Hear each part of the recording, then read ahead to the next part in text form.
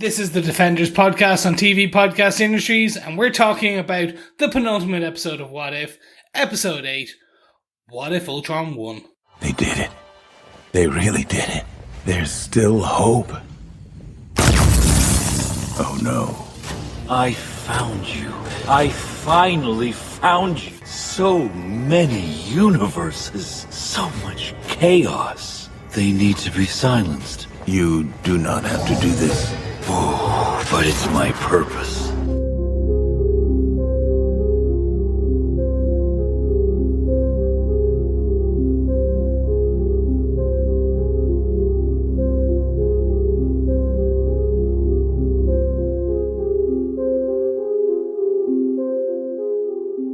Welcome back, fellow Defenders. It is I, Chris. You are listening to the Defenders podcast on TV Podcast Industries. And you know what? We're talking about the penultimate episode of What If. What if it was an amazing episode? Because it was. Episode 8, What If Ultron Won?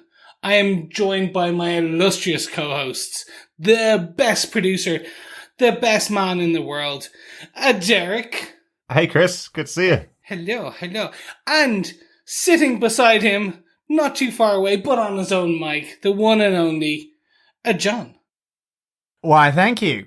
Hello there, fellow Defenders. Welcome to this episode, yes. Yeah. Penultimate episode of What If. Yeah. And dare I say it, Ultron. I do keep thinking it's like a clothes conditioner or something that you put into the washing machine. Ultron, okay. Yeah. It is just a tyrannical. Mechanical. A tyrannical mechanical machine that will destroy. That wasn't too bad in one episode, in one film, but seems to have somehow destroyed the world and then the universe and then the multiverse. Maybe. We're going to talk all about it as we get into our spoiler-filled discussion. Just the three of us here this week. I do want to say a huge thank you to Jason from Podcastica, who joined us last week for the episode I felt was the worst of the season so far, but it did at least lead directly into this episode. So we did have that qualified. So last week I gave that my worst rating of the season. Didn't defend it. The only episode I haven't defended of any of the Marvel shows, I think, on Disney Plus this year. But at least the ending of it did make sense and now has a connection to this episode. So that does make it a little better. Yes, a little spoiler at the end, really, of what was to come. Now we know, of course. Yes. Exactly. So it was a bit weird. We kind of have jumped into the next episode, but went back in time in a different multiverse where we can now understand. It's done some explaining. But let's get into it with, very quickly, the episode details. Derek, do you want to tell us who gave us what? Absolutely. Executive producers for the show, once again, Brian Andrews, AC Bradley, and Brad Winterbaum, with Kevin Feige. Head writer for the show is AC Bradley. This time, writing duties are Matthew Chauncey, who's written a number of episodes during this season of What If, and directed, once again, by Brian Andrews. But John, do you want to tell us what they gave us with your synopsis for the episode? Sure. One lost battle can change a multiverse. Tony Stark's tech experiment has gone rogue, as Ultron, having taken the Mind Stone and Vision's vibranium body, defeats the Avengers and begins his mission for peace on Earth. After his nuclear obliteration of the human species, Ultron begins to bring peace to all corners of the universe, along with the power of the remaining 5 Infinity Stones taken from a bisected Thanos. Eradicating planet after planet, only Carol Danvers in space and Clint Barton and Natasha Romanoff on Earth stand in his way. While Natasha and Clint looked to an analog piece of tech in the form of Arnim Zola's consciousness to infiltrate and bring down Ultron and his hive, Carol decides to fight fire with fire, but she is killed in a face-off deep inside the core of the planet Xandar. With his mission in the universe complete, Ultron hears the voice of the Watcher. Discovering the existence of the multiverse, his mission is suddenly renewed. Peace in our time and across multiversal space. On Earth, Barton sacrifices himself to allow Natasha and Zola, now in the body of an Ultron drone, to escape Ultron's drone army, as Zola is unable to upload himself to the hive. Ultron is no longer just off-world, but outside of known space. Being attacked by Ultron in the multiversal plane, the Watcher uses all his power to limit Ultron's zeal to spill across universes and prevent their destruction. They battle across the multiverse until Ultron gains the upper hand. The Watcher flees and reluctantly accepts that he must intervene, asking Stephen Strange Supreme for his help. Not Stephen Strange and the Supremes. No, nor Stephen Strange's Chicken Supreme, which is his go-to meal. But our first character really being brought back from previous episodes with Stephen Strange, the one that we weren't sure whether he was dead or whether we would see him again. We thought it was kind of likely with him being in his own little pocket universe, or as he calls it himself, the jail that he's left for himself. Right? Well, exactly. He is now, along with Ultron, the only one to be able to hear the Watcher. Mm-hmm. That's true. That's very true. If there is any indication of what people thought of this episode, or whether an episode is good or not, usually for me it's how much feedback we get from our wonderful fellow defenders. I think we have feedback from almost everybody that listened to the show this week. No, not that many. We do have a lot of feedback though, so I think people were very excited to see this episode, especially after the rather disappointing last episode that we had with Party Thor. So at least we know that everybody's back on board for these final 2 episodes as well. Very true. Very true. So let's jump into it. Let's get into the what if we had a top 3. What if we had seen this before? Mm-hmm. So very much our first point, which is let's go through the cinematic universe of the MCU touch points on the films and TV shows. So straight, yeah, pretty much the starting point is what if in Age of Ultron they were not able to steal Vision's body back. That is the central cruxing moment, the origin point, if you will. Yes, yeah, absolutely. Of course, Ultron being introduced back in that movie and ending in that movie, so we don't ever see him again. So it has to be hinged on that overall. But my God, when I was putting through this list of cinematic universe movies that this episode touches, I don't think there is a one that it doesn't touch, to be honest. I mean, from that point onwards, at least, there are so many different places that are destroyed that feature in different movies. So they're going back and forth, destroying places like Xandar and Ego and Sovereign, which are in Guardians of the Galaxy. We have the Siberian facility in here, which was in Captain America Civil War. Yeah. We even have Hawkeye having his replacement arm. That's Winter Soldier's arm, effectively. Yeah. So that's kind of touching into Captain America Winter Soldier, right? So is there, what other movies do you think? Along with Arnim Zola as well from Winter Soldier. Yeah. I almost feel as though Iron Man 1 should be referenced here, because ultimately it is from the creation of Jarvis and just the AI Jarvis there, now all the way through, and that unlikely meeting of minds that results from this what if, with Ultron effectively taking over Vision, but Jarvis has been taken into Vision as well. So all this really comes down to sort of, I think, Iron Man's little sort of tech experiments around building not only this protective shield around the world, but through his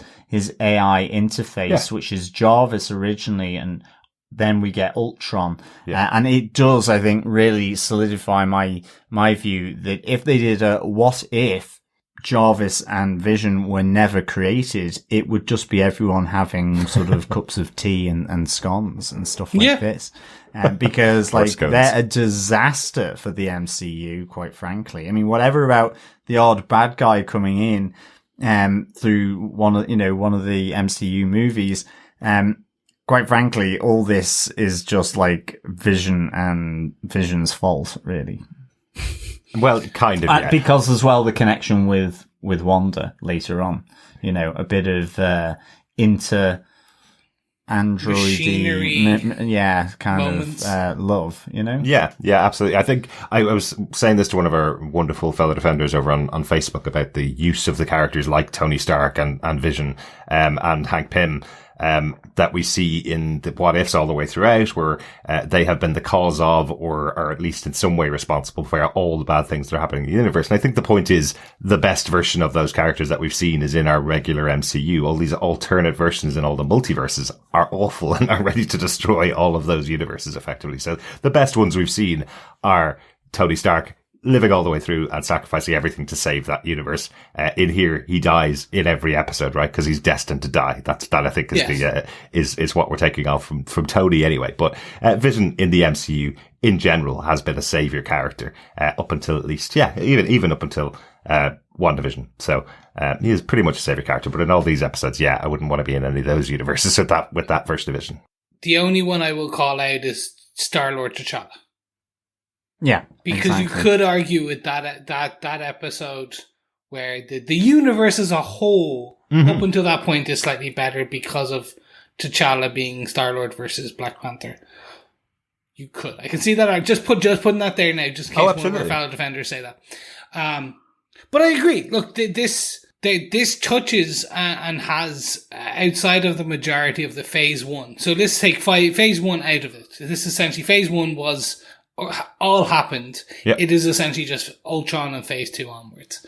And for me, the fact, what I like about this is it's a very simple divergence in that the attack when they were trying to get Vision's body back, or the android body chamber from Chow's kind of lab that was, I think it was going through Korea when they were in the Quinjet, and we had that fantastic motorbike scene and all that. What if they failed? Yeah, exactly. So that's the Age of Ultron part of it. Any other movies that they touched on throughout the Marvel Cinematic Universe? I guess with Thanos arriving as well on Earth, then at least in terms of the end of Infinity War. Absolutely. And that one made me laugh because we did wonder last episode how Ultron got his hands on all the Infinity Stones, and it is literally Thanos walks through, Ultron goes, oh, interesting, cuts him in half and takes the stones. It's like, well, I guess there's no threat from Thanos anymore. That's pretty good. That was, I'm not going to lie, that bisecting was fun. It was fun. Yeah. The one I did find interesting, and I think one of you guys put in your notes, but I'm going to steal it, is the Black Widow. And I saw it as well. I swear I'm taking it for my own. The Red Guardian shield, the shield that Natasha Romanoff is using for a fair amount of towards the end of this episode. She spins it, especially in the Winter Garden section. She uses it very nice. But let's call it a link back to the Black Widow. Yeah, this is in the discussion where she's where herself and Clint are looking for the information effectively in Russia. Yeah, it's underneath the Kremlin, I think. In fact, I think we've seen that particular facility in Mission Impossible. Yep. One of the Mission Impossible movies. They go there. But yeah, she finds the shield and takes it out and says, "Is it her color?" And it looks like it could be Red Guardian shields. It's either white and red, or it's that old clear one that had the clear plastic and the red symbols for Captain America. So it might be Captain America's old shield, maybe, that the Russians have. Yeah, maybe. Quite interesting because again, different universe. You know. I kind of took it as the Red Guardian's shield as well. Yeah. So nice, just because he had been sort of retired in Black Widow, so they put his shield into the Raiders of the Lost Ark. Kind of reference for the storage facility. Yeah, that's what I was thinking, that it was actually a Black Widow reference this quickly after Black Widow came out. Again, remember, this is an animated show that was being animated over the course of the last few years. So really good that they were able to get that reference in there to Black Widow and to Red Guardian. So very cool. Lastly, I guess Ragnarok's in there again. We see Asgard getting destroyed. We see Sakaar getting destroyed once again. So that was a pleasure to see as well, wasn't it? Yeah. Everything was destroyed. It really was. It was especially you. Look, like, we know that you get some perverse pleasure with the destruction of anything Thor Ragnarok-esque. Yeah. So it's fine. We understand. I enjoyed when Love and Thunder comes out and you think it's the best thing since sliced bread because Nick Fury's back in it and it touches on the Howling Commandos or whatever, you will eat crow, but it's fine. I'm waiting for Secret Invasion for that. Yeah, okay. All good. Let's move on. If that's all the cinematic universe movies covered, let's go on to the small change itself. We talked about it a little bit earlier on. So, Chris, specifically mentioning the scene itself where Ultron obtains the body of Vision before the Avengers get there to take the Vision body back and bring it to life effectively. So, so that's the main change. And then after he destroys the main timeline, he discovers the multiverse. So those are all elements of change afterwards, but simply that's the big change. It's Ultron getting the body of Vision, right? It kind of felt like a Russian doll, didn't it, a bit? It was like, peace on Earth.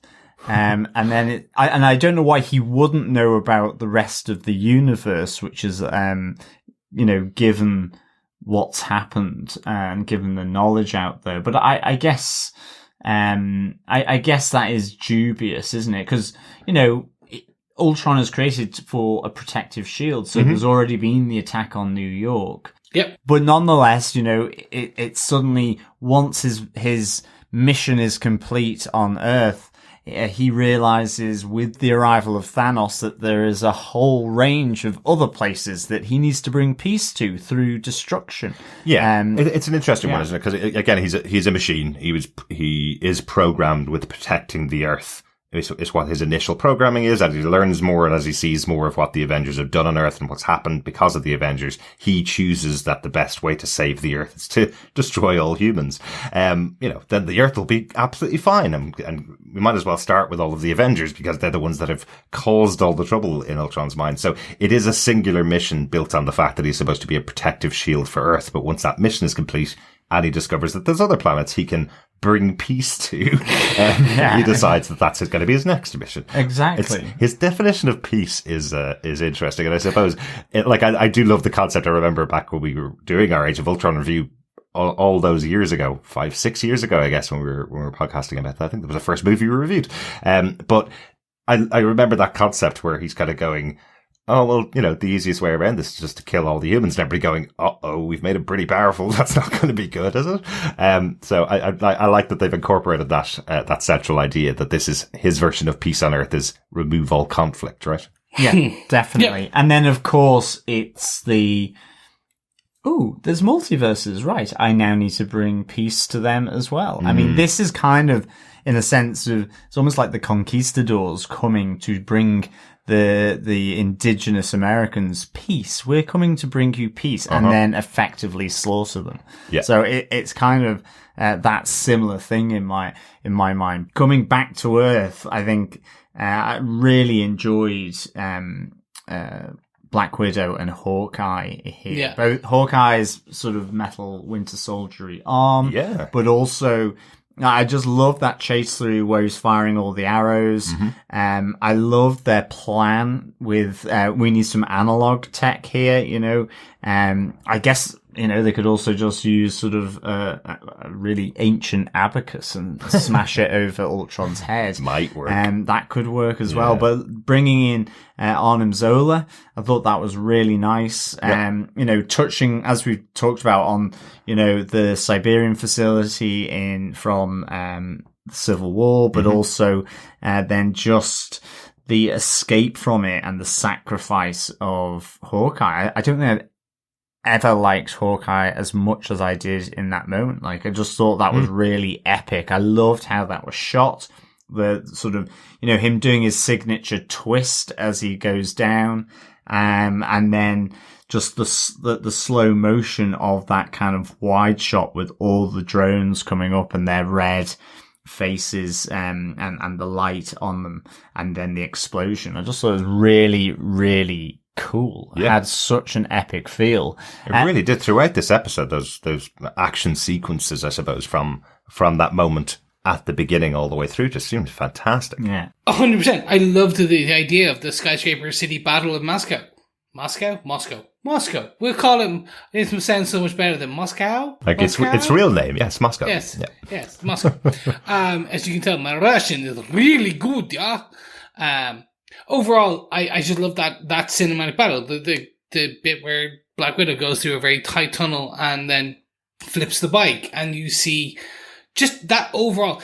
If we were to see that sequence non-animated in live action, it would potentially just jaw-droppingly good. Seeing Jeremy Renner jump off a building and kind of do those flips and the actual, it would probably impossible without movie magic for a live action version of that. But still, it would look so impressive. So this is one of the bits for me that I just found so satisfying. It's probably the best word. Is literally, it was just every scene of action in this and storytelling was just cinematic. Absolutely. It was that, like, no, you could replace it with live action and it would just be, that's a movie scene. That's something you definitely. Absolutely. Yeah, Or this definitely. is the episode that you'd probably put up on the big screen. Yes. I watched it the first time on my PC and then watched it on the big screen, our big TV effectively, and it was even better the second time watching the action sequences. So just couldn't get to the TV the first time to watch it. It was really, really good. Really good. Really epic. Yeah, in fact, this would probably be the episode of What If that you could probably put up on the big screen because the action is so visual. It's so well done that it would probably stand alongside a lot of the other action sequences we have seen in MCU movies.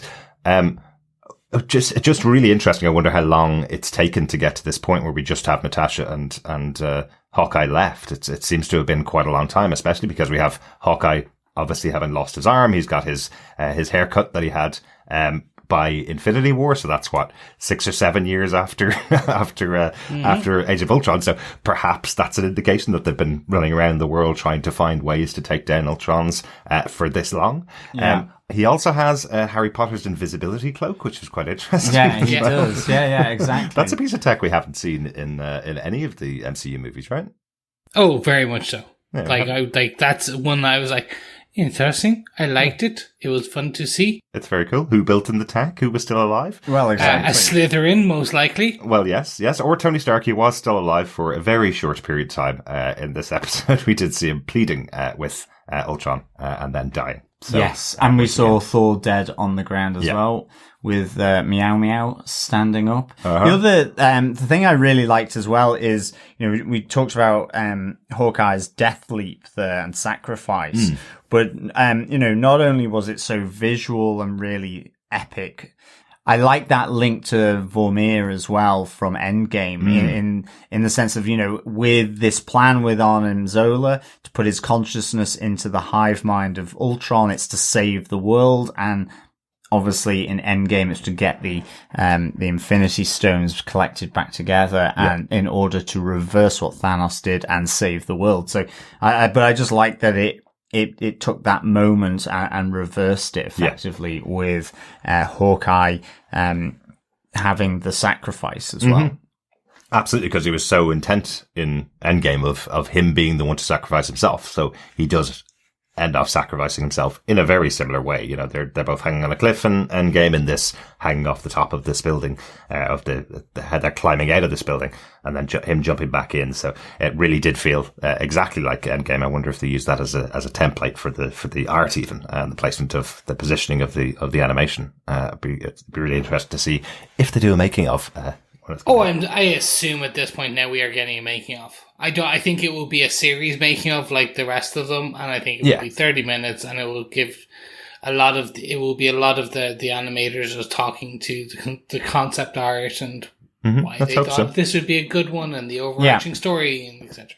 It'd be really good. Yeah, definitely. That kind of it with Widow and Hawkeye before we go on to Ultron versus Watcher. Yeah, absolutely. He is not just simply a yoga instructor or a Tai Chi instructor giving off philosophical vibes on sort of balance in the Force. It's really interesting. Even from the opening moment, his opening dialogue for this particular episode is, "There's one that I've shown you other worlds. This is the one that breaks my heart." So he's obviously visited this moment before. He's watched these moments before and what happens with this world before. But obviously it breaks at some point, and that's his intervention. It's the moment where he talks in this universe where Ultron has the Infinity Stones. And he can hear the Watcher. Yeah. He can see that the Watcher is here behind him and is wondering what's going on, and that leads him on the path to chase down the Watcher. I have to say, Jeffrey Wright in this episode is absolutely stellar for me. I love him in this episode, especially when he's standing over Clinton and Natasha while they're looking for all the stuff, and you hear him going, "Just look there, just look there, no, don't stop looking. You're supposed to have hope in the face of it against all odds, you know? I love the pleading of the Watcher here that this whole thing will be solved without him actually having to intervene, even though he's standing in the same room. He's not willing to, like, push the box slightly to tap it into their direction or anything like that. He's not actually intervening. He's just saying, please, please, please, please, please. I know you can't hear me, it was really good. It was great getting the Watcher involved. And I love the fact that, you know, he was a fighter, you know, suited and booted in his armor. I really liked the armored toga. Yeah, I really enjoyed that he had that fight in him. I mean, he pretty much could hold his own against Ultron. Definitely. And even when I kind of thought, you know, with his skull cracking, he was able to sort of deliver the punch in order to escape from Ultron. Mm-hmm. And yeah, these visuals of them crashing between the different universes was just really, really cool. Fantastic. I must say, really enjoyed that. In the same way, I loved the visual of Carol Danvers forcing Ultron effectively into the core of Xandar, and then him, you know, gradually prizing away her hands and effectively exploding a planet. So, I mean, Ultron he's powered up to the absolute max here with, I guess everything pre-Infinity Stones, but also with the Infinity Stones now. And you know, very perceptive that he can hear the Watcher and not only that, but you know, he's able to infiltrate into that sort of the space that the Watcher inhabits in order to be able to watch all the different universes. And that's only really what Doctor Strange has been able to do in terms of being able to hear him. But even Doctor Strange hasn't necessarily crashed through into that space. So, I mean, Ultron is dangeroo. Mm-hmm. Yeah. I do hope the learning for the Watcher in season 2 is he should change his name to the Whisperer. He has that volume issue where everyone's just hearing him now. He just kind of just like, it should be like this. It's like he's totally outside of the universe, but he should know there are certain beings that have quite significant powers. Yeah, definitely. Yeah. I love the little nod to Ultron as Galactus in that fight. Oh yeah, across gaping maw. Across multiple universes, the devourer of planets. I really enjoyed that. Yeah, that was really cool when he just grew to a massive head and basically ate a universe to kill the Watcher. It's absolutely something out of the Fantastic Four. So at least we have a little Fantastic Four reference, I guess, in the show, even though the Fantastic Four haven't appeared in the universe yet, of course. But it's nice to see a little reference to Galactus in there. It was very, very, very cool. One thing, and I know I'm certainly not going to ding the episode for this because it's 30 minutes long. There's things you can't do within here, but one of the things I've really loved that they've done in the Marvel Cinematic Universe, particularly with Thanos, was showing him using the individual stones for their powers and using them in different ways, controlling minds or controlling the area around people to confuse them, and then using the Power Stone to beat them. Those kind of things where you see the individual stones light up. Something that just couldn't be done in this episode. It just simply seems like he gets all the stones and now he's really, really powered. He can punch people even harder, and that's about it. But I like that that obviously incorporating these in and showing how powerful he is with them. But I thought he did something with the Reality Stone where he resurrects all the drones because they all suddenly came up. So I mean, it looked like he was just using one of them just because it used the red motif.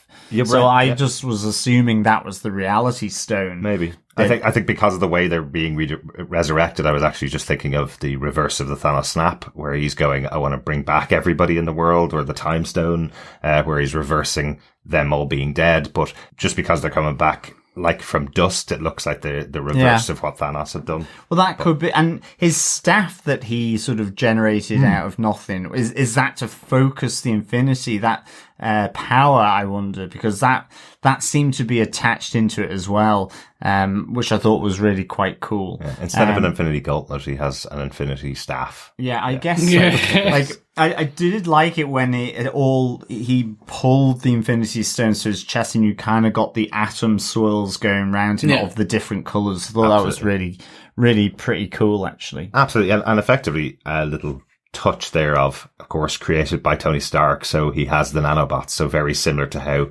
Tony Stark created his gauntlet from his Iron Man suit to get the Infinity Stones. That's pretty much what Ultron is doing here when he's putting it into his chest. So he's pulling it in with the nanobots. So I thought that was quite cool as well. That was a little touch to his dad. Yeah, definitely. But ultimately, the Watcher, that final face-off has to effectively kick and run, basically, to escape the power of Ultron, and just goes then to the Strange Supreme that we saw, and I look in his own little, I guess, micro universe that he has formed through his destruction of that universe. But I did like him coming out of that the shadow of that universe and seeing his 3 eyes blink, which was really cool. Plus, you got all the tentacles. You had tentacles and wings and horns and you name it. It was almost a bit the silhouette effect from Austin Powers, I guess, or like Prince at the Super Bowl, where behind the sheets of the tent with the backlighting. But I really like that. I like the 3 eyes blinking. It was good. I for me, this was just fantastic. Seeing the different the power, the fight off, the play down, the between the two of them. I will put it out that I was corrected by you two both last week in terms of the Infinity Stones and the multiverse and the how I was assuming it may behave and their powers and stuff. Obviously, talking about our last episode. So my knowledge was based on what I assumed the conversation was within the TVA and Loki, plus previous comic history within like the Secret Wars and stuff like that. Yeah. So anyone who didn't hear our last episode, essentially, I was under the assumption that based on what we knew in the comic books and what was alluded to, that the time stones and some of the Infinity Stones would not work in other universes because they wouldn't work in the TVA within the Loki series, that this was not possible. Like the Infinity Stones would not work when you hop from one dimension to the other because they were tied to the original original universe. Yeah. That does not seem to be the case. That is cool. That is just a different law, and that's fine. It is the MCU law now. Well, I'm really happy they've confirmed this, really, because if you do take those 2 pieces of information we now have into account, I'm just really happy they confirmed it, because I remember the reaction on the internet when people saw that comedy scene of the Infinity Stones not working in the TVA and Loki thinking, oh, I'm going to be all powerful because I could just pick up any of the Infinity Stones. And the reaction on the internet was, well, you've ruined the entirety of the Infinity Wars saga, because if someone can just come in and take the Infinity Stones out of that universe, then they're useless. There's no power to them, effectively. No. So all that's been clarified, if you put those 2 bits together, what's been clarified is the TVA come into a timeline, remove the object of power from that timeline, bring it to the TVA, timeline continues, and whatever that object of power was no longer works because it's no longer part of a universe. Whereas what we have here is Ultron with his Infinity Stones jumping in and out of different universes. That is its own timeline, effectively. It's Ultron's timeline. So the TVA have never been involved here. I guess they wouldn't last too long up against Ultron, to be honest. Probably not. Not. Well, no, for me, it was just, I'm also taking that maybe wherever the TVA exists, outside of time and space and all known universes, potentially that is almost like a nullifying area for the Infinity Gauntlet power. Yeah, and it could be something like that. And it feels like they would be neighbours to the Watcher. I mean, if they are truly out of time and in between worlds or universes, then and it's the same with the big spooky castle where we saw He Who Remains. It does feel potentially that they operate within the same space, but he's the one that is the observer and watches over, and they will actually intervene, which is kind of interesting as well. Absolutely, because the big difference is, remember, TVA and He Who Remains are all dealing with one timeline that they're trying to protect, whereas the Watcher is looking over multiple universes. Yeah. He's looking over total multiverses, everything massively different, all of time and space, as he says in the intro to every episode. The TVA are trying to keep one timeline going with no divergence from it, effectively. So, Exactly. So you wouldn't see them jumping back and forth, hopefully. Anything else about the episode overall before we go into what's changed for the universe, I suppose? Anything else you want to talk about from the episode itself? Nothing for me. I want to get into the what's next instead of the what if. What's next? Absolutely. Well, I really have to give another shout out to Toby Jones as the awesome Arnim Zola in this episode. I love Toby Jones. I love what he's been doing in these shows and his appearances. We've seen him now, 3 times, I think, in the episodes so far. But back here, as his appearance as the 70s computer, the all-knowing computer, I love that his introduction to Black Widow and Hawkeye is exactly the same as the introduction we saw in Winter Soldier, where he's playing it as the smartest guy in the room. You never knew I was behind it all.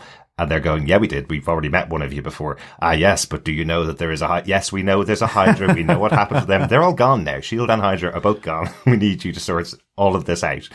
What do you think I would be able to align with you? And they tell him the story and tell him what's happened, basically. So, so I love that. I love that he instantly takes over the Ultron robot, and Natasha's really smart, takes out the legs of that robot to make sure he can't run away. I really like the banter, really like the play that he does in there. So great to see Toby Jones back in this role again. It's really cool. Agreed. It was, speaking of cast, I thought it was initially interesting that when we just saw Jeremy Renner and then Toby Jones, I was like, oh, that's a very... Because not knowing, as they introduced the episode, I was like, not knowing fully what it would be, I was like, it's a very light cast. Interesting. I do like that they hid Benedict Cumberbatch till the end. Yeah, very smart. As a starring, and I was like, that's clever, because then we did not know Strange was coming. Because so often it happens that the credits of special guest star ruin a TV show. Like, this happens all the time with those, what are they called, the CSI shows, where... you have a special guest star listed at the front and you go, well, that's either the person who's murdered or the murderer in this episode, kind of thing. So having Benedict Cumberbatch in here, right at the end, say, and starring or and featuring, I thought was a really cool choice. Yeah. It was clever. I just want to give props to the other voice actors. So I absolutely love Alexandra Daniels, who's so far in her work with Captain Marvel as Carol Danvers, and then in particular Lake Bell as Natasha Romanoff, as Black Widow. Absolutely killing it, is kind of a well-known actress. She is a well-known actor across Hollywood now. And just for her to come in and just do this, her own take on Natasha, is really good. Yeah. And then, just like the overall kind of Ross Marquand doing his kind of own take almost on Ultron. He's known to have played the Red Skull a few times. But yeah. Yeah, Ross Marquand, as always, is a great feature to an animated show. We have mentioned him before. He is from The Walking Dead, and we've mentioned him many times before on our podcast because he worked on Invincible, which myself and Chris covered earlier on this year. Well known to have a great eye for detail on doing impressions and doing voices. There's an excellent 20-minute session of him doing every voice you can think of under the sun. And remember, Ultron's voice is so recognizable because it's James Spader. He's got a really recognizable voice and he's been around for decades in cinema. So Ross Marquand pulling out his James Spader impression, his James Spader robot impression, in fact, for this, I think he did a great job. There's moments where I'm kind of going, is that a line taken from Ultron that is just being transferred over? Because Marquand is so good at that. That's what I did think was happening. I did think, again, we were getting some of these, we're pulling it from the film at the beginning. And I was like, oh no, wait, it's slightly different. Yeah. Oh, okay, interesting. Yeah. It's like he's saying peas in our time instead of peace in our time. No, I'm joking. Yes. I just want peas in our time. Sure, yeah. March 2 or Petit Poif, or which would you prefer? I also think there were a lot of rumors that we were going to see a live action return of James Spader in some of the Marvel TV shows earlier on this year. And I was wondering whether that rumor was because of his appearance in What If. But unfortunately, James Spader not back, but at least we have Ross Marquand in there as well. Yeah. Good call out, Chris. Thanks for that. Let's get on to our final point then. What if the universe was changed forever? Now, normally, every episode we've mentioned this, there is a thing that happens at the end which changes the universe we've been overseeing or watching for the episode, effectively. This time a little different. And in fact, last time we mentioned this, what felt like a tag from a completely different episode. That's this entire episode. So, and here we're kind of looking, rather than a universe, we're kind of looking at the multiverse. So what's happened at the end of this that changes everything forever, I guess, is where we are. Everything.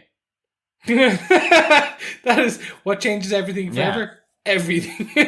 There is peace in our time and across space. But not quite, because there's a lot, or if there's infinite universes in the multiverse, well then Ultron is going to be busy as a bee, to be honest. But effectively, it's the beginning of the destruction of the multiverse from Ultron, but with the potential saving grace of the Watcher having to intervene by asking for Strange Supreme's help. And that's the big thing. So we will ultimately see what happens in next week's episode. We will. Absolutely confirmed that this is a two-parter, effectively, for the finale as well.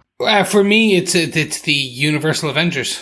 This is what the multiversal Avengers, if you will. Or the multiversal Defenders, because it's strange.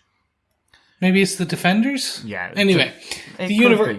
Yeah, it's the Avengers or the Defenders, a multiversal version where we are going to get Zombie Hunter Spider-Man. We're going to, and the floaty head of Ant-Man, Scott Lang.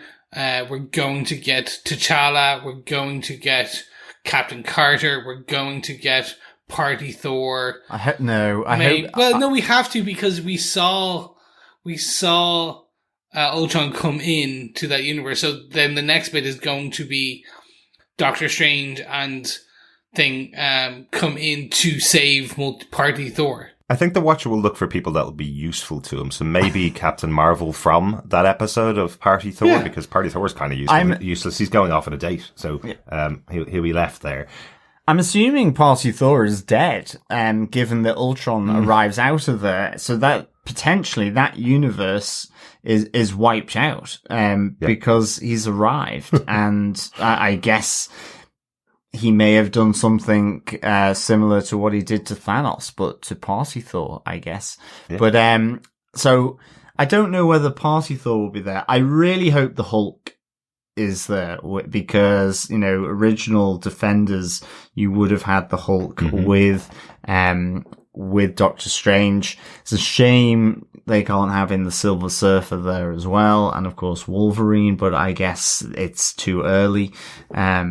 Interesting, because I know there's been like thousands of lineups for the Defenders, but I never would have put Defender Wolverine as even one of the top 4 or top 10. Defenders is probably it's not as maybe set in stone who might be in them ultimately. They don't have like an Avengers phone that calls them up. They really don't. So I guess they're kind of HR speak for being agile and responsive. They're lean. They're the just-in-time universal logistics team.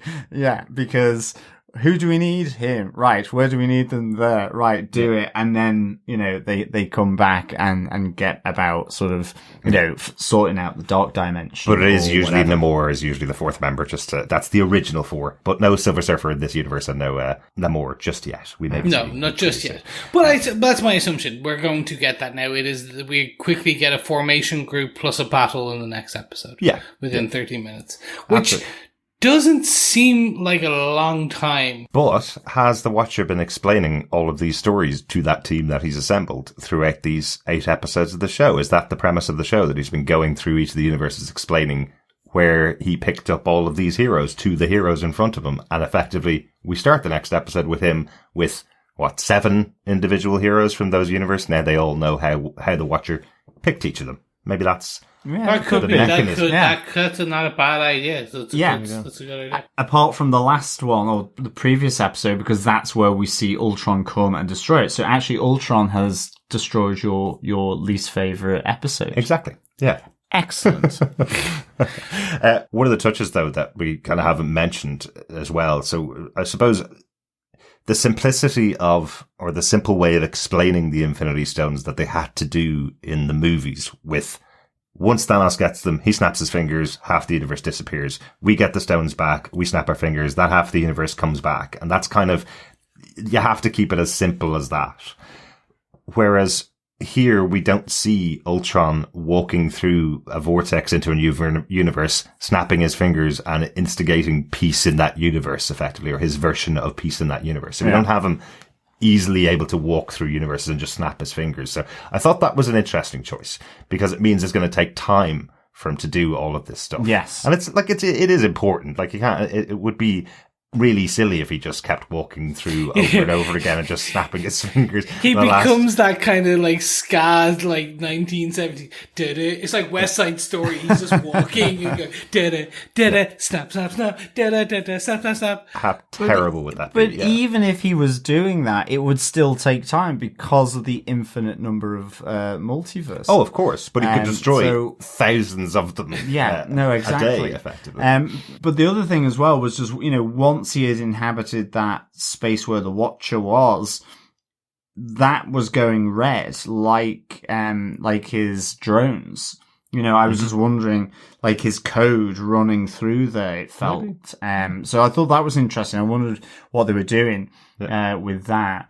I think the other thing as well with what I really liked about the interaction with the Watcher and Strange Supreme was because you have Doctor Strange Supreme saying, "Are you ready to break your oath?" Because like himself as a doctor with his Hippocratic oath, the Watcher's equivalent is that, he sits, he watches, he observes the multitude of different things across space and time. So, effectively the Watcher has had to break his own Hippocratic oath here in that sense, which I thought was a nice little touch. It was a nice little touch.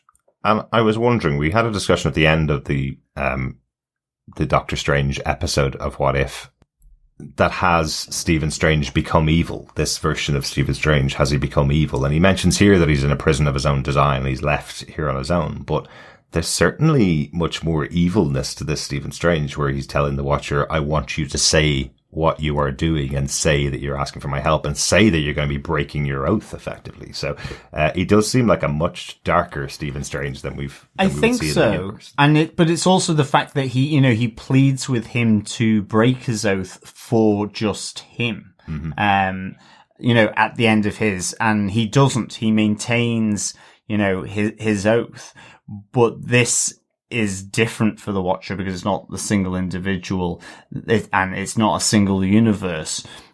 All the universes are at stake here. Yeah, absolutely. Because that's why I think with all the code lines running through where the Watcher was, but now you've got Ultron inhabiting this, it's like maybe he can do more damage from there than simply...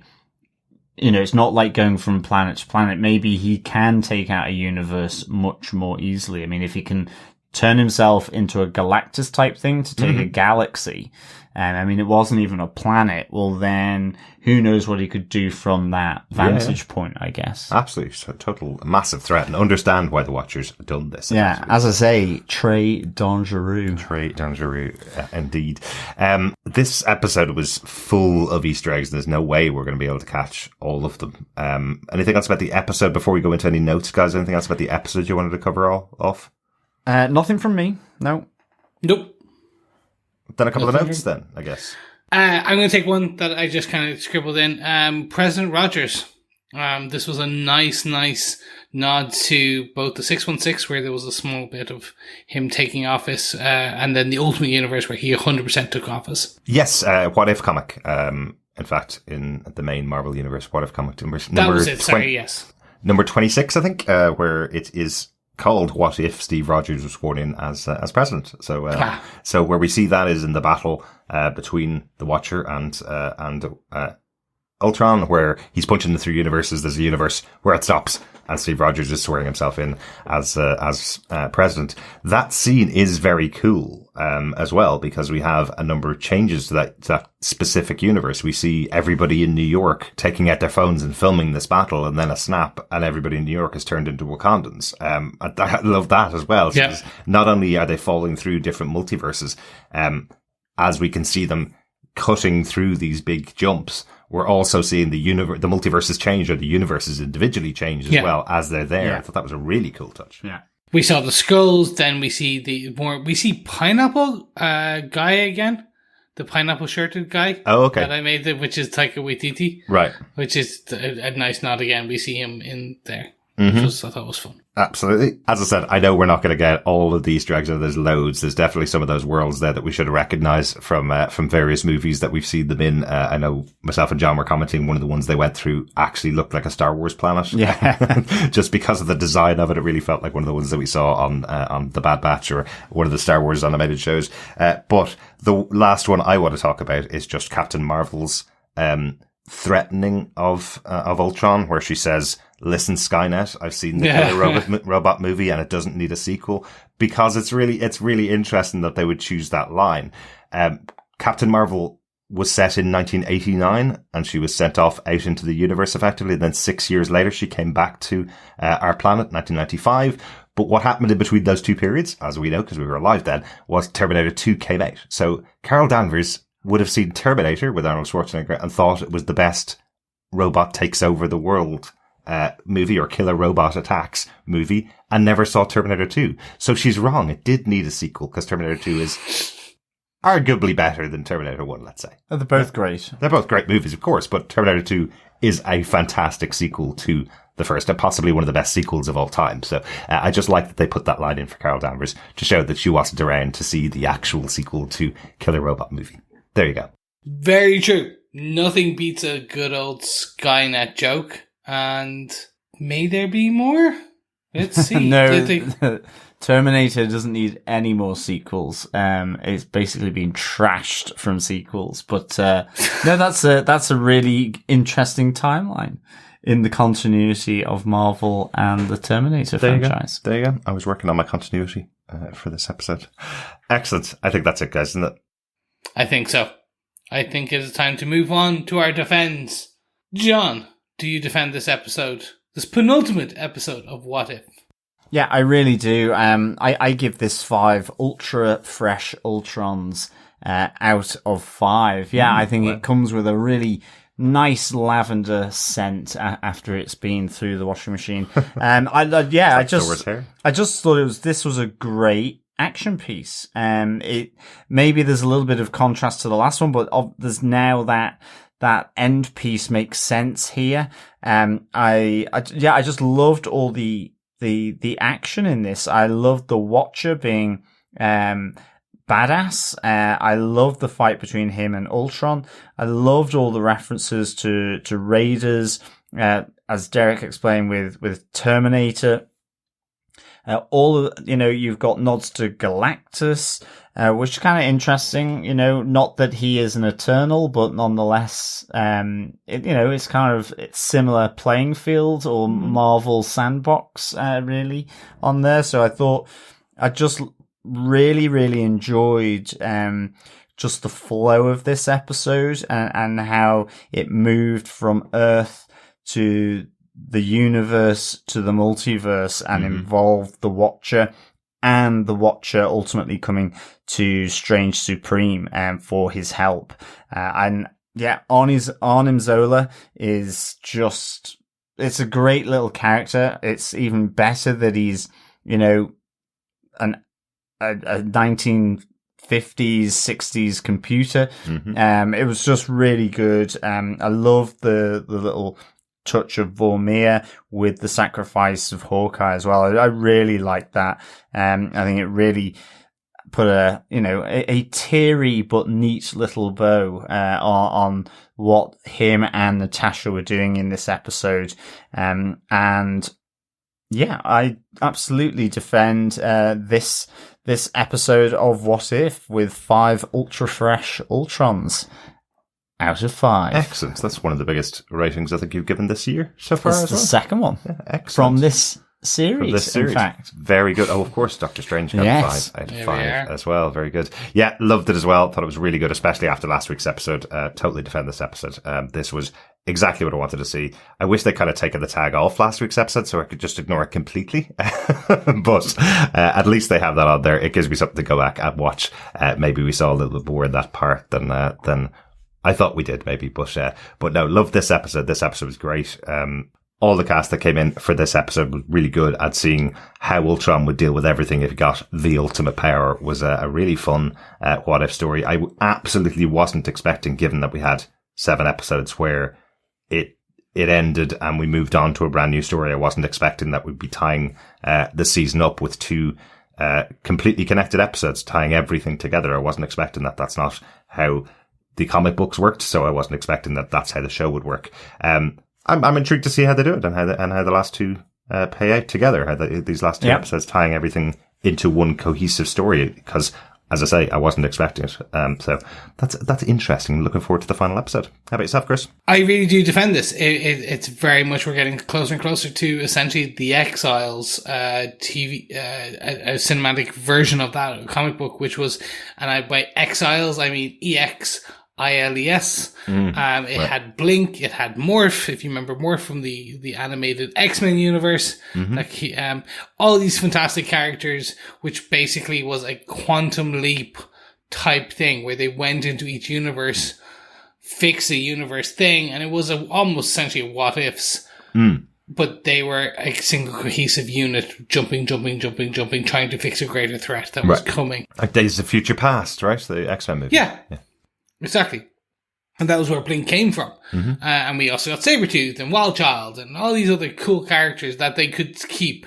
And there was even a revival where we had Captain Carter at one point. I think I talked about it from the very first episode of this season. Yes, we did. So this is what we're moving to, and it's fun, and I will enjoy it. It's a good, who knows, season 2 could be a quantum leap type thing where it's the same characters going.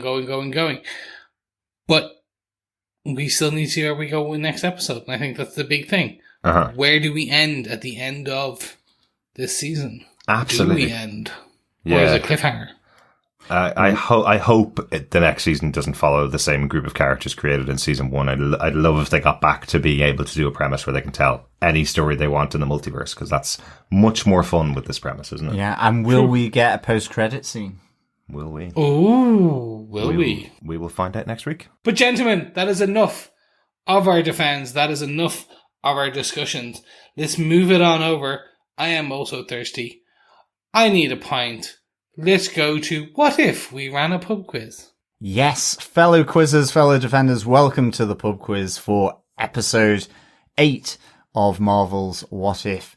Dare I say it, pick up a tipple of your world destroyer, the one that will give you the greatest hangover you can possibly do. So probably a gin, probably something that's neat, and get ready for the question from this episode. Yes, what type of takeaway does Natasha Romanoff order from Avengers Tower? Easy one this week, I think. Oh yes, very. Yeah. But they have to gather together all 9 questions and send them into us. So some of them have to be easy, and they have to listen through all of our podcasts and possibly go back and watch the episode multiple times as well. So sometimes they do need to be easy, of course. If you want to enter our pub quiz, you can send in all of your answers for the pub quiz questions that we have so far to feedback@TV Podcast Industries, or you can pop over to our website where you'll see all of the questions in case you've missed any of them, and pop that into us as well. Only 2 weeks left, of course, for the pub quiz for this season, so make sure you get your answers in before our final wrap-up episode, which will be happening, I think, the 15th of October, 14th to 15th of October, somewhere around there. So that sounds right. Sounds about right. Yeah. Yeah. John, do you want to give the question one more time? Certainly. What type of takeaway does Natasha Romanoff order from Avengers Tower? Yes. Answers on the back of a postcard, a virtual postcard, also known as an email. There we have it. Don't forget, lovely defenders, fellow defenders, that you can support us over on Patreon. And a big call out and a special thank you to all of our new patrons, to patrons in general. Your support helps keep the lights going, our editor in caffeine and everything in between. We really do appreciate all your time, but don't forget, we understand that times are tough for everyone, so don't forget you can also just support us by sharing the podcast, sharing the love, rating, reviewing, sharing it on social medias, or just doing, you know what you're doing? Just listen here, talk to us, give us feedback. And speaking of feedback, first up we have an email from Joe Steimel, who had a question for all of us. He sent the email to feedback@tvpodcastindustries.com and he said, "Hey fellas, first off, I love the podcast. You guys mentioned Deadpool a couple of episodes ago, and I have a fun, nonsensical question for you. If you had the choice and could only choose one, would you rather have Deadpool 3, Deadpool Kills the Fox Marvel Universe, which is a rumored pitch from Ryan Reynolds, or would you rather see a 2-part What If, Deadpool Killed the Marvel Universe?" I would love to see both of these, being a big fan of both Marvel Comics run, but I would choose the movie. Really appreciate all the work you do. Thanks. Keep up the great work, Joe S. You have one choice. You have one opportunity, in the words of Slim Shady.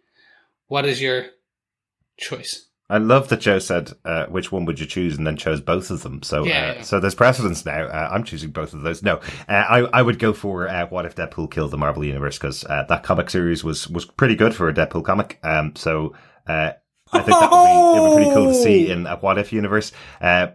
Kills the Fox Marvel Universe, I think the difficulty with that in a movie would be getting all the cast back that he'd have to go through. So I think that would be a live action movie where everybody that's ever been in a Fox movie comes back. Absolutely, but I think it'd be much more difficult than doing a What If cartoon episode. Definitely, but it is an awesome potential pitch from Ryan Reynolds. I think I would go with the What If as well. What if Deadpool killed the Marvel Universe? But as well, there's precedence for me where I would say both. I'll get both, exactly. What about yourself, Chris, the Deadpool fan? Thank you. I was going to say, unfortunately, my illustrious co-hosts' views on good for Deadpool comics Don't bring me views. Into it. The other illustrious co-host does not speak for this podcast, because Daniel Wade's Deadpools are some of the best, most comedic comic books you will ever find. There is a C word in there, Chris, that you've probably realized is the reason I'm not a big fan of Deadpool. And you know this. We've done both Deadpool movies. You know that I like them. They're funny. And then that's it. I move on. So, yeah. Fellow defenders, our producer in Caffeine does have a sense of humor. I can promise you that. It's just a little dark. Obviously just not for comics. Yeah. Yes. Chris, what's your choice, though? The movie. There is no, if money was not a problem, let's not sue. He said, what would we prefer? I would prefer the movie because it would be fun. And 2 What If episodes would only be an hour versus a nice 2.5 hour chunky movie from the likes of Ryan Reynolds and the rest of them. Getting to see killing Patrick Stewart, killing James McAvoy, killing Ian McKellen. Come on. That is going to be so much fun. And I would pay to see it. And then at the end, you just see him kill Green Lantern just for the hell of it. Again. I do love Ryan Reynolds. I'd love to see what he would do with that kind of movie, because 2.5 hours of him killing other actors doesn't sound like the most fun that you could have. Thanks so much, Joe, for your email. Interesting question. Up next, we got an email in from Jerry. He says, "Hey guys, this was a very exciting episode. The Watcher is a cosmic badass. Ultron killing Thanos with ease? Wow. Then killing a universe. What If is living up to its comic book counterpart. Ultron is a cosmic deity going toe-to-toe with the Watcher. Lots of Easter eggs in this episode. Maybe some views of season 2 in the Easter eggs, you think? Can't wait for the season finale. Jerry in Niceville." If there are views of season 2, Jerry, I didn't see it. I didn't see them. I couldn't catch them, but it's entirely possible. Yep, certainly could be. And yeah, he is just so powerful, is Ultron, for sure. Thanks so much, Jerry. We also got an email in from Coffee and Vodka, who says, "Greetings, embattled defenders. I haven't been left in anticipation of a next episode this badly since the ending of The Empire Strikes Back. Even with the like or dislike genre hopping nature of all that came before this one. I'll leave it to everyone else as to how the stones work outside their own reality, and just how many of the previous episodes might, or not, be considered extraneous. This one was just amazing in every respect, from Clint's very willing self-sacrifice to the reintroduction of Arnim Zola to the beaten Watcher's appeal to Super Strange. Like most, probably, I'm left wondering about the voice work for Ultron. James Spader is Ultron in the same way Mark Hamill is the Joker. If he couldn't make it, who doesn't keep a Spader in their back pocket next to their Walkden, Schwarzenegger and McConaughey? Alright.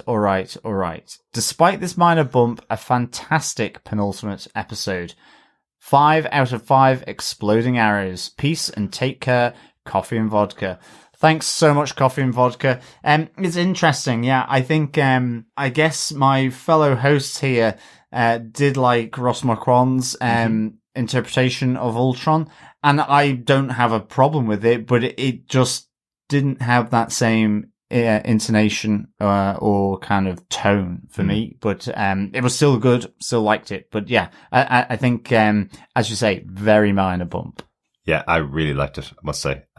But we do know who doesn't have an impression of Matthew McConaughey in the back pocket. I'm still laughing at your all right, John.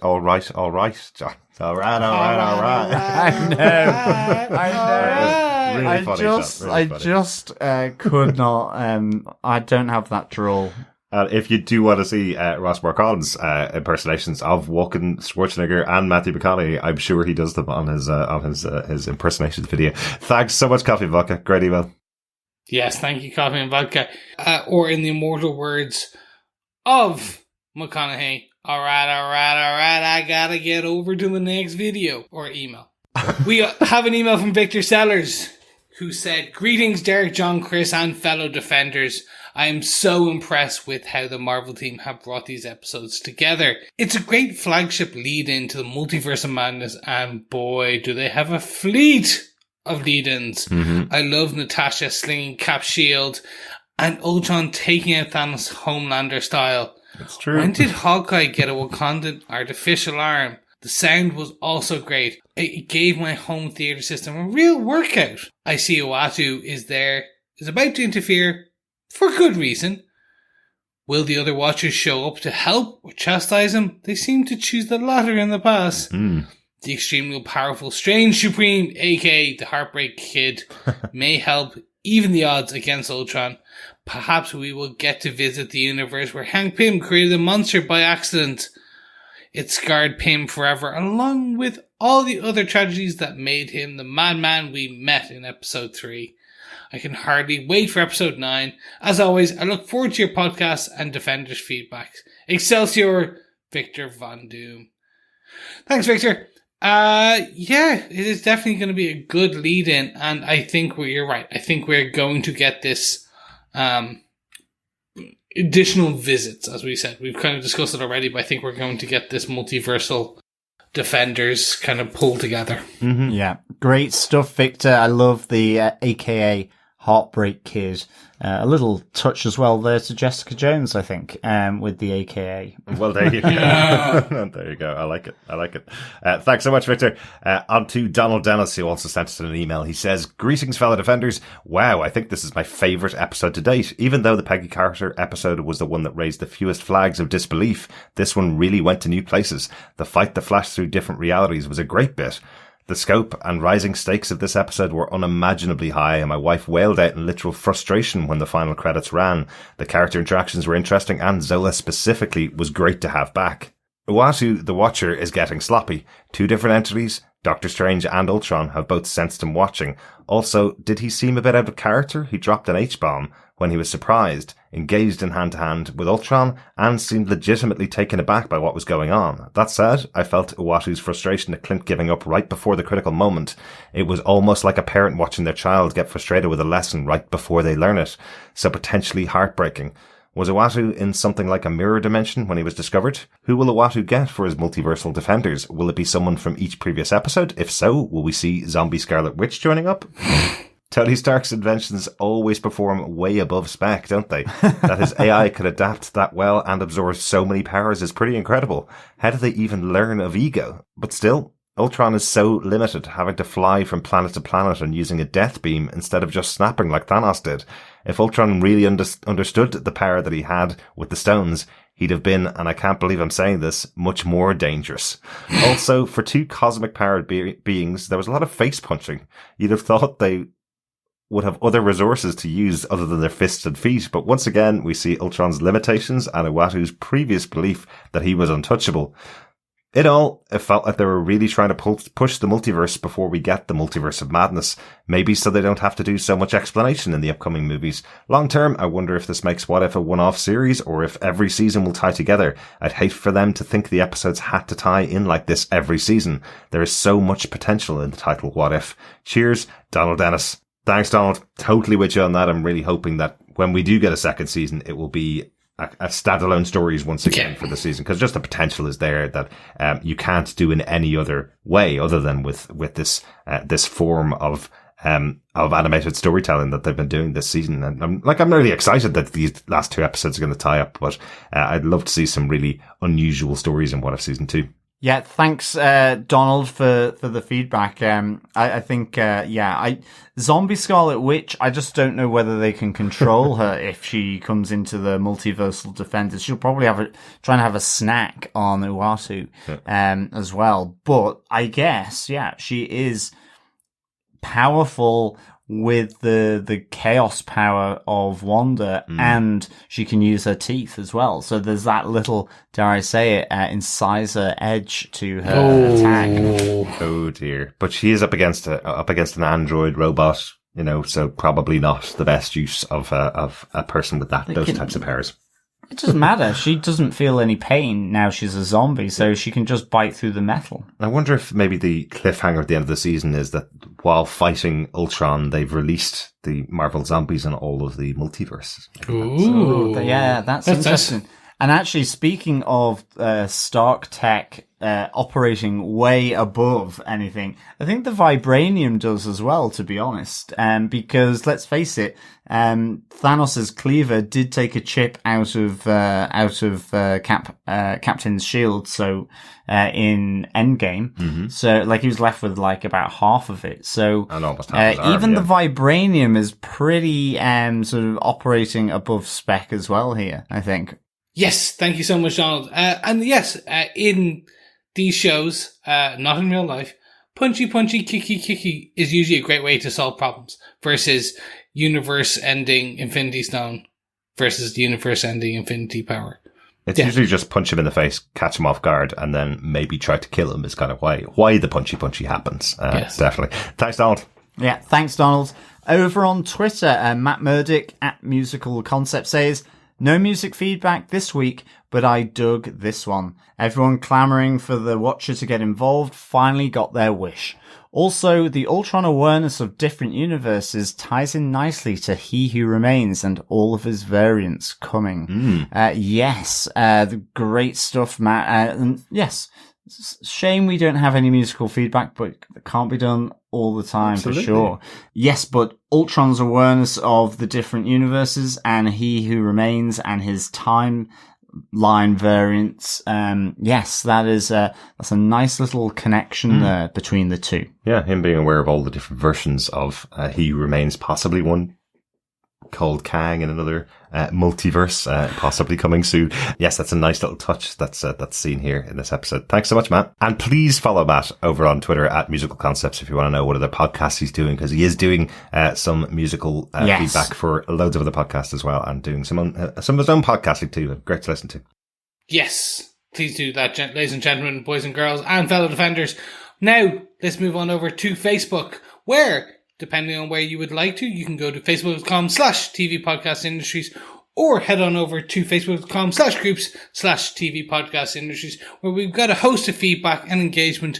But more importantly, first up, we have Trevor Green, who said, what if the Infinity Stones didn't become useless paperweights when outside of their universe? I was really enjoying this episode until Ultron started jumping from universe to universe, although it was quite visually spectacular. Or does the paperweight thing only happen in the TVA? Thanks, Trevor. Yeah, we've had this discussion. Let's just say, what if some of the rules didn't work and what we assumed was said before wasn't the case? But I think they've explained it. I think they've essentially made us assume one thing and what happens when they make an assumption? You make an assumption. I'm not going to say the rest of it. I love that it's the royal we when you got something wrong, Chris. We were right about it, and we talked about it last week on the podcast as well. We were right about it. Your assumption was that once it comes out of a universe, it doesn't work. We explained it to you last week before this episode, and now they've confirmed it in this episode. So we understand the confusion, Trevor. I didn't set this up so Chris read that feedback out, I promise. Of course not. But I will just say very again, we are an entity and a team. We got it wrong. We are an ineffective team. No. Exactly. I don't accept this, Chris. We have separpt defends. I am points. The royal queen here. You are the one that you got are wrong. Not. I am. Excellent. Thanks so much for that, Trevor. I hope the episode explained it to you, or at least our podcast explained it to you. Also over on Facebook, Heather Wallace says, this was very good. When we knew the ominous Ultron from last week's Fluff episode was appearing again, I wondered if the stories weren't standalone, but linked across the multiverse. Halfway through this week, something occurred to me that I hadn't thought of before. Who is the Watcher talking to each week? What if it's not a narrative device, but the Watcher has brought together a band of heroes from each universe, and he's telling their stories to the group so they understand how they fit together? Brilliant, Heather. That was exactly my thought. Well done. Yes, and I love that you called it the Fluff episode as well. Totally agree. Heather continues, my prediction is that we will recruit episode 1's Captain Carter and Hawkeye, 2's T'Challa and his merry band, 3's Nick Fury and maybe Loki, 4's Dark Doctor Strange in his own universe, 5's Peter Parker, 6's Killmonger, not because he's a hero, but because he's pragmatic and smart, 7's Thor and Captain Marvel, and 8's Black Widow, and together they will take on Ultron. I really liked seeing the Watcher push to frustration with Clint and seeing he's not impartial. I can't wait to see what happens next. I was also counting the number of times Nat does her superhero pose just in case this is John's pub quiz question this week. No, it's not. It's all about takeout this week. Oh dear, Heather. You've done all that work and it's one line of dialogue. It's all about the takeaway. Mm-hmm. Yeah, for sure. But I hope you get the answer correct, Heather. No bias, but I hope you do. Absolutely. Yeah, I think you predicted the team really well there from the previous episodes as well, Heather. Yes, Heather's even gotten Thor in there just so he can continue to annoy you into the final Thor episode. Doesn't annoy me, just certain versions of Thor annoy me, particularly Party Thor. Thanks. Woo, party! Thanks so much, Heather. Also over on Facebook, Greg Schwab says, I love when a story comes together. Having said that, I'm back to having a pit in my stomach again. The constant dread both excites me and bums me out, which leads to the odd combination of dying to see the next installment, but in definitive fear of what will happen. Basically, like every episode of Game of Thrones. Mm-hmm. Overall, I'm digging the storyline. I looked forward to last week, and the crashing of the multiverse is coming. Yes, I think it certainly is. I don't think that goes in a t-shirt as much as winter is coming, does it? The crashing of the multiverse is coming. That would be hilarious. There you go. Yes, Game of Thrones, you definitely need a stiff drink. I think it was, what was it? Series 4, 3, 4, and 5 probably had some pretty, dark moments. It was just taking that deep breath before the episode began because you knew there was going to be some brutality and lots of death happening. Yeah. Excellent. Thanks so much, Greg. Yes, thank you, Greg. Next up, we have feedback from Richard Blaze, who said this. I enjoyed that. However, I still grumble it's over far too quick. The Avengers taken down. Was that Hulk in a blob form, or was it just the angle? The Watcher hilarious. This week seemed to change his characterization dramatically from a Zerber to sack this off, I need to pull my finger out. The design of Ultron, Vision, Thanos, I wasn't a huge fan of. Too much / little helmet going on. Either have it or don't. Loved how Ultron was hitting the Watcher though, and it kept flipping between the universes. All set up nicely for next week now. Really well done how they seem to be rounding it off and makes a serial from standalone episodes. Thanks, Rich. Yeah, I'm kind of with you with the helmety bit. It's kind of like, it wasn't full helmet. It was like faceplate up, faceplate down, faceplate half faceplate. It was kind of there. So obviously Richard and yourself, Chris, would be no use riding a motorbike with the visor up or down. Well, no, if you're going to have it, like if you're riding a motorbike, you have it down. You don't just like have it half up at some points. Because at one point it was up to his nose. And then it came all the way down. And then it came all the way. He needed to choose the visor type. Was it a halfway? Was it a full helmet? Was it no helmet? You know, you gotta commit. Come on, Voltron. Sort it out. Hey, I do like Richard's description of whether Hulk was a blob or not in Avengers Tower. So I definitely need to see that again, because that would be great. It's almost like he could get sort of, sparked up by Tony Stark, and then I think the Blob Blob Hulk would definitely, instead of the Incredible Hulk, the Blob Hulk, or the Blobby Hulk, I guess. The Incredible Blob would maybe? Definitely. Maybe he's no longer a Hulk. Well, that's true. Yeah, but it would definitely give Ultron a run for his money. I didn't notice that. I wonder if it is a reference to potentially Ultron using the same powers that we saw Thanos use against the Guardians of the Galaxy. Remember, he turned, didn't he turn Drax into pieces and make him fall to the floor? So maybe he's using the Reality Stone to turn Hulk into a big blob. Yes, could have done. And certainly, yes, this is where the Watcher decided to shrug off his student days and actually do some housework, I guess. I just sat here watching it. I just sat here and watched it. Yeah. But now I'm going to do something. Yeah. Thanks so much, Richard. Thanks, Richard. Ray from Into the Night, the Moon Knight podcast, says this was another winner of an episode, partly due to the different sort of scare that it delivers. When Ultron starts to hear the Watcher, then eventually breaks through to the nexus of multiverses, my eyes could not have been more agog. I was maxi-gogged. Thus, Ultron would have to be the most dangerous entities roaming around. Dispatching Thanos also produced gogginess. And visually again, this animation was stunning. Black Widow and Hawkeye opening Gambit was also a treat. Loved it all round. Fantastic, Ray. Totally agog. Absolutely. And it could be ultra-gogged as well. As well. Yeah, I do like gogged. Yeah. Gogged is a good word. I like it. Absolutely. And fellow defenders, if you're reading the new Moon Knight series, of course, Ray, on Into the Night, the Moon Knight podcast is covering every issue of that that's coming out. I think we're 3 issues into the story. It's been really, really good so far. So go check out Ray's podcast about Moon Knight, the new series. Yeah. Thanks so much, Ronaldo. Dr. Bob Phillips says, we are back to the world of gigantic battles and superheroes against supervillains. Couple of things I wondered from this one. Do all languages have the same layered meaning of the word peace, where it refers to the absence of war and the quiet of sound?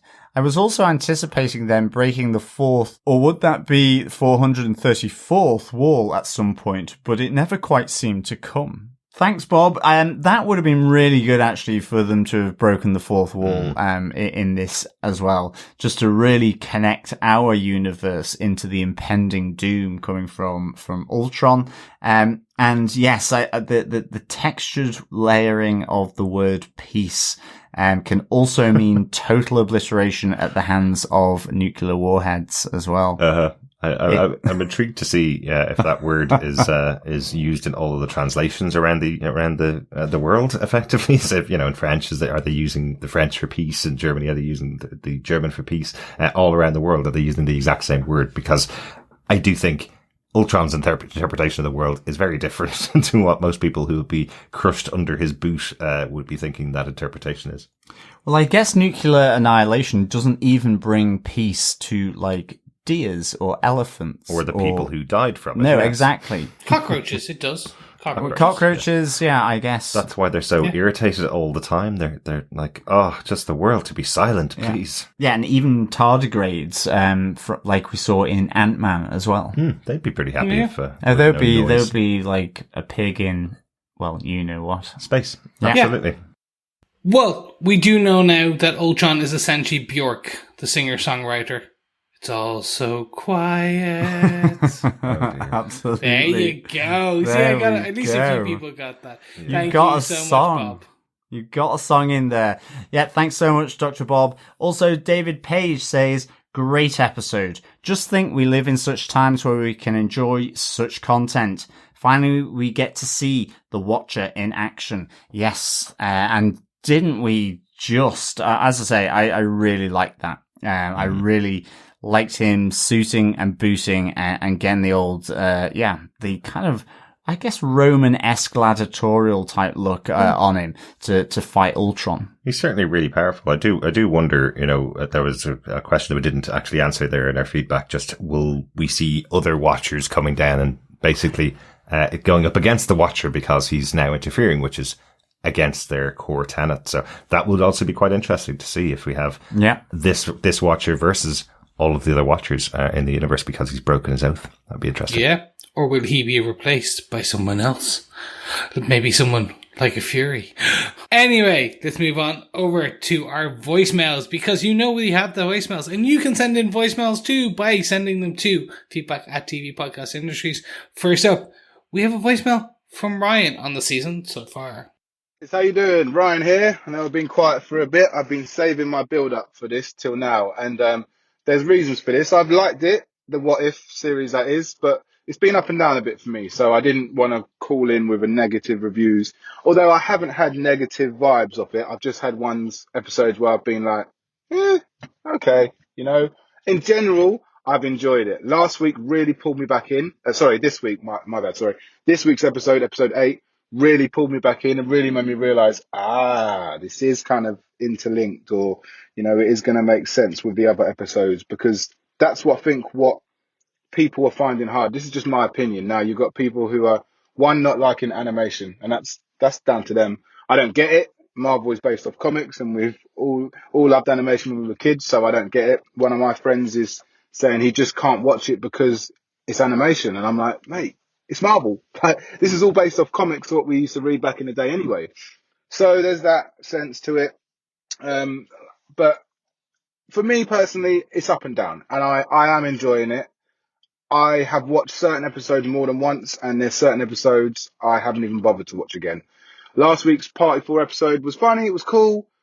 But I haven't watched it again. I didn't need to. All the information I found out was cool. It was fine. For me, at the moment, I'm watching this with my daughter, and this is my proud moment. My daughter's coming up to be 9, and she wanted to get into the Marvel stuff, so you can imagine how proud I was, guys. The beaming smile across my face when she said, can we start to watch some of the MCU stuff? And I thought, let's start off with this. We watched the Captain Carter episode first week, and she absolutely loved it. And then it came to watching stuff like the Doctor Strange episode, and she absolutely got really scared. And after that, I thought, I might need to screen these before. But in general, there's a lot of, I think, new fans that might come onto this. I like it. My daughter likes it, but I've got my mate who's a massive Marvel head and we watch all the films together. He doesn't like it and he's not getting into it. So, I can only speak from my point of view. I've enjoyed this so far. Let's see what episode 9 brings. And yeah, guys, once again, thank you for the amazing feedback and loving the guest you had on last week too. I'm not going to lie, guys, from someone who's been listening from the Defender days, it was a bit strange hearing a different voice with you guys, but in general, it's good. It's really good. So again, thank you very much for all the hard work and I'll be sending my Shang-Chi review in when it's possible. So thanks a lot. Speak to you soon. Bye-bye. Ryan, so great to hear from you again. Yeah, really great to hear from you, Ryan. And I'm absolutely chuffed that your daughter is getting herself into the Marvel MCU through What If with her dad. That's great stuff. With a little help from Ryan. Yeah, definitely check the episodes before showing. Yeah, I can absolutely imagine that the Strange Supreme episode scared kids or could have done. I mean, as I say, I jumped in Toy Story 3. That's so, true. I mean, anything is possible. Anything could scare somebody. Yeah, I guess. It really is. Excellent, Ryan. I'm glad you've been enjoying the podcast as well. Yeah. I know it was a bit of a change having Jason here last week, but it was a lot of fun, especially because I was so down in the episode. It was great to have another voice there that was more positive towards it too. Really good to have him on. I know it is unusual having a different voice on here because it's been just the three of us really for the last 6 years for the most part. Yeah. We've of course had Irene, Yeah. who was our former host of Defenders TV podcast. And I think we've had one other guest on, I think Claire Laffer from Defenders. And then we have Jason. So one every 3 years, I think, is where we're looking at for. That's not a bad guests. number. Like, we can keep to that. Also, like, to be fair, it's good to shake things up every now and again. You're probably getting bored of listening to me try and sing all the time. Yes. So it's Yes, great. we are, Chris. Stop trying to sing. That'll No. sort that out. Stop trying to perfect No. This is the way that we'll do it. But gentlemen, we have one more voicemail from the one, the only, Steve Brown. Hello, TV Podcast Industries. This is Steve. This is for What If Ultron Won. Whew, this one, man, it got me. I love the interaction between Natasha and Clint in this one, and I love the imagery of him falling down, very similar to sacrificing of Nat for the Soul Stone. Can't wait to hear you guys talk about this one, and I can't wait to hear everybody else's thoughts on it. All right, talk to you later. Thanks, Steve. Yeah, I think that's fair. It got a lot of people, be it good, be it bad, primarily good. You are the second person now outside of Johners here who caught the Vormir endgame piece that I saw. But yeah, great. Yeah, Thanks really for the good to feedback. hear from you, Steve. I think you're being run a little bit ragged at the moment because we have our episodes of Why the Last Man, which Steve is also sending feedback in. We've got What If happening every week. I know Strange Indeed is covering Midnight Mass at the moment, so Steve's sending in feedback to them, and Walking Dead's back, so Steve's sending in his voicemails to them as well. And he's got his own podcast as well, Panels to Pixels, where he's recording thoughts about What If every week. So loads going on. Always appreciate you taking the time to send in your feedback to us, or your voicemail to us, Steve, and to everybody else who's been sending in the feedback to us. Yeah. If you want to send in feedback to us, you can email us to feedback@tvpodcastindustries.com. Yeah, thanks so much, Steve, and to all our other fellow defenders for the feedback, whether it by typing or by vocalization. It is fantastic stuff. Thanks so much for joining us, everybody. We'll be back next week to talk about the finale of What If, Season 1, Episode 9. What we can only potentially... What if it was called What If Was Ending? Ooh. What if season 1 was over? There is a season 2 coming, remember? There is So a this season just, 2, there is. This is just the first season. Looking forward to that. Yep. Don't forget, we're also covering Why the Last Man every week, where this week we'll be covering Episode 5. Yes, Manhunt is on over there. Yeah, Man-Hunt? No, MANN Hunt, and comic book fans will know what that means, or anybody who's watched the episode will know what that means too. Yes. But we will be covering that later that week. Hopefully you'll join us for that and What If, and of course our coverage of Why the Last Man will continue after What If finishes up next week. Yes. But there you go. Thank you so much for joining us. It is a pleasure to have you with us each and every week. We'll speak to you again soon. Bye. Yep, thanks so much, fellow defenders. Remember, keep watching, keep listening, and keep defending. Bye.